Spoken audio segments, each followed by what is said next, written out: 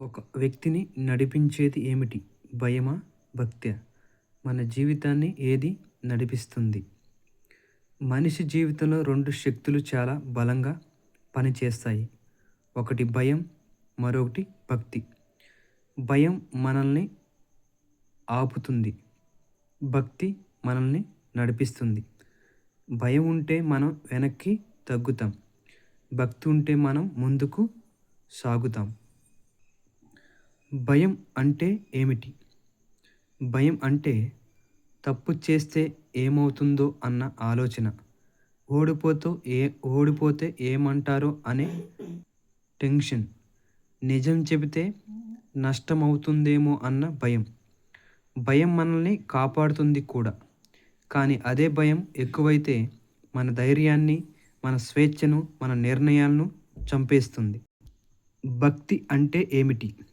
భక్తి అంటే కేవలం దేవుడి మీద మాత్రమే ఉండటం కాదు.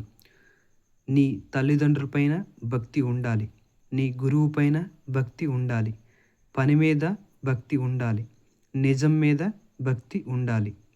భక్తి అంటే భయం వల్ల కాదు, ప్రేమ వల్ల వచ్చే గౌరవం.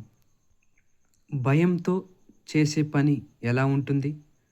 చెయ్యకపోతే శిక్ష పడుతుందేమో అన్న ఆలోచనతో చేసే పని.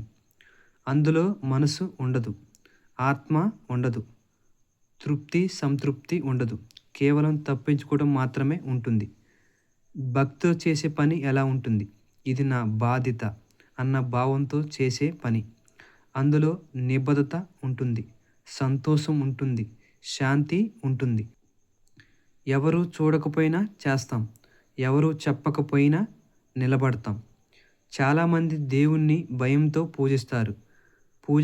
పూజ చేయకపోతే నష్టం వస్తుందేమో, నోము చేయకపోతే శిక్ష పడుతుందేమో. ఇది భక్తి కాదు. కానీ నిజమైన భక్తి అలా ఉండదు. నిజమైన భక్తి అంటే ఏమిటి? నా దేవుడిపై నాకు నమ్మకం ఉంది అనే ధైర్యం. భక్తి మనల్ని బానిసలుగా చేస్తుంది. నిజమైన భక్తి మనల్ని బాధ్యత గల మనుషులుగా చేస్తుంది. భయంతో నిజం చెప్పలేం.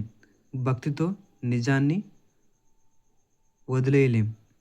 మన జీవితంలో అవసరం ఏమిటి? భయమా లేక భక్త్యా? భయం అవసరం, కానీ హద్దు దాటితే హాని. భక్తి అవసరం, అది మనల్ని మనుషులుగా నిలబెడుతుంది. భయంతో జీవిస్తే ఎప్పుడు ఒత్తిడి, భక్తితో జీవిస్తే ఎప్పుడు శాంతి. కాబట్టి దేవుడికి భయపడకండి, నమ్మండి. మన పనిని భయంతో చేయకండి, బాధ్యతతో చేయండి. మన జీవితాన్ని భయం నడిపించనివ్వకండి, భక్తి నడిపించనివ్వండి. భయం అనేది మనల్ని ఆగిపోయేలా చేస్తుంది. భక్తి మనల్ని ఎదిగేలా చేస్తుంది.